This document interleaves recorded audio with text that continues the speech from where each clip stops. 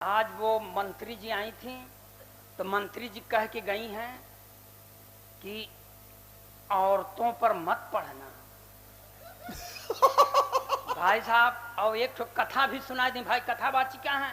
एक ठो कथा सुनाई दी कि उसमें मंडन मिश्र की पत्नी को बनाए दिए निर्णायक। तो उसने कह दिया कि तुम हार गए हो, शंकराचार्य जीत गए। हमारी पत्नी हमको डिक्लेयर कर चुकी है हारा हुआ।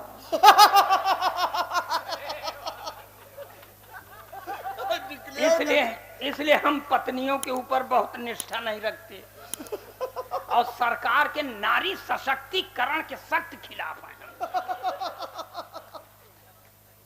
नारी सशक्तिकरण का मतलब पुरुष अशक्तिकरण। जो न काम अपने खिलाफ हो काहे माने। और सर आपको बता दें, जिस नारी के द्वारा 32 साल से प्रताड़ित हूं उसके सशक्तिकरण की बात गले के नीचे नहीं उतरती। इसका मतलब थोड़ी है मैं अपने प्रधानमंत्री से पूरी तरह प्रभावित हूं। प्रधानमंत्री का नारा है बेटी बचाओ बेटी पढ़ाओ मगर पत्नी छोड़ दो।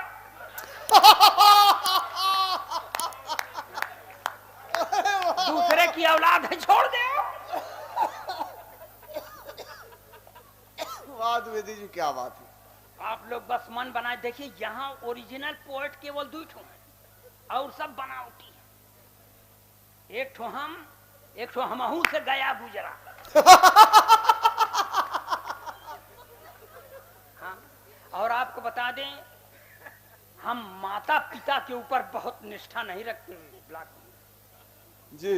खिलाए पिलाए होते तो हम इस तरह थोड़ी होते।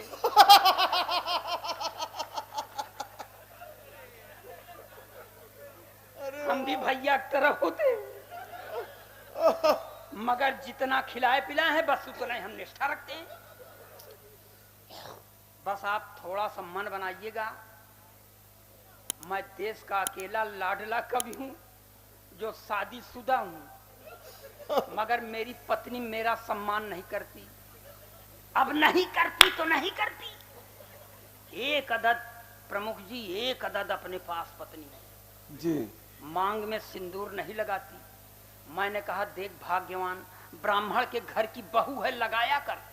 वो बोलती है नहीं लगाती। मैंने पूछा क्यों तो मुझको ही समझाती है कि देखो ये सिंदूर वो चीज है जिस पर औरतें गर्व करती हैं। मैं किस पर गर्व करूं?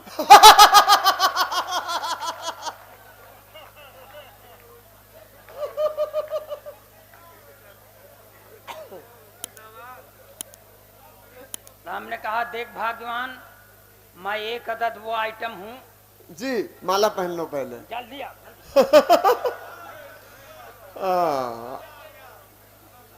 अब गुरुजी मजार जैसे लग रहे हैं। हाँ।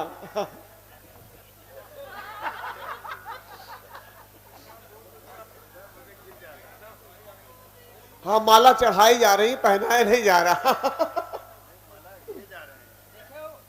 देखो ये है जलवा अखिलेश द्विवेदी का। कहा नहीं कोई से माला पहना लेकिन माला आ गया। बस यही आंख मात्रा बहुत खराब है। अब आप जान लीजिए अगले साल से ही माला और न पहना। वहीं पहले कुछ निपटाए दे ताकि कुछ लोग जो बेसिर पैर के हों निकल लें, जो भले आदमी बचे हों रह जाएं। आपको बताऊं भाई साहब 3-4 महीना पहले मेरा एक दोस्त गुजर गया। मैं 3-4 दिन बाद अपनी औरत को लेके उसके घर गया तो मेरी औरत ने मेरे दोस्त की बेवा से पूछ लिया बहन जी क्या हो गया था कि भाई साहब इतनी जल्दी खत्म हो गए? तब उसने कहा कुछ नहीं बहन जी, सुबेरे उठे थे, एक कप चाय पिए, बाथरूम गए, जब बाथरूम से लौटे तो मुंह से खून फेंक कर मर गए। लगता है चाय की पत्ती में जहर था। इतना सुनने के बाद मेरी औरत ने मुझे घूर कर देखा और उसकी ओर मुखातिब होकर कहा वही 2-4 चम्मच चाय की पत्ती दे दी। मैंने कहा भाग्यवान ये तू चाय की पत्ती क्यों मांग रही है? उसने कहा चुप रहो, ये महिलाओं के बीच का मामला है, आज इनके ऊपर विपत्ति पड़ी है, मैं आई हूं कल।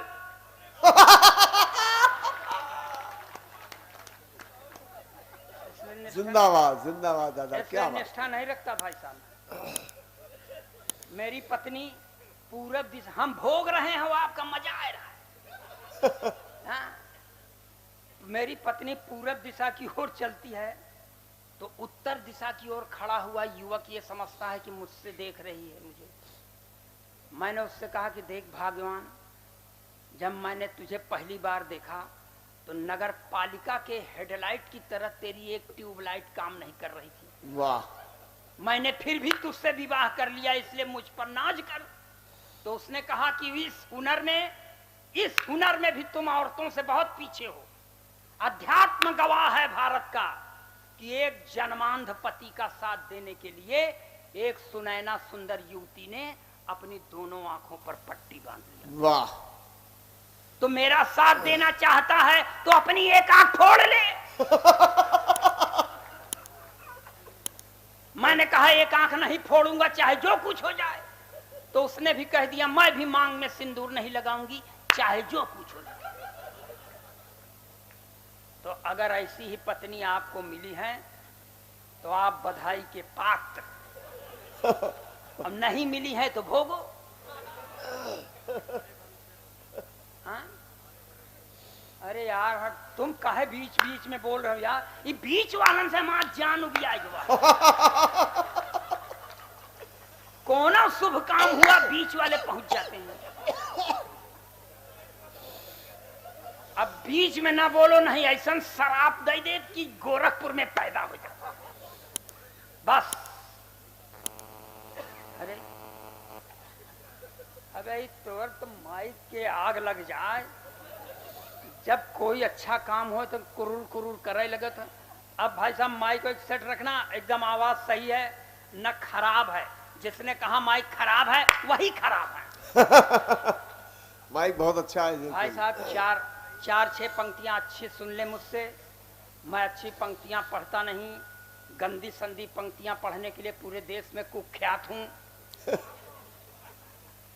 बहुत कई रातों से मैं सोया नहीं हूं, दिन में यात्राएं करता हूं।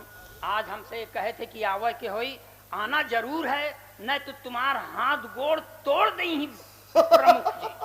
तो प्रमुख जी से हाथ गोड़ न टूटे इसलिए हम चले आए।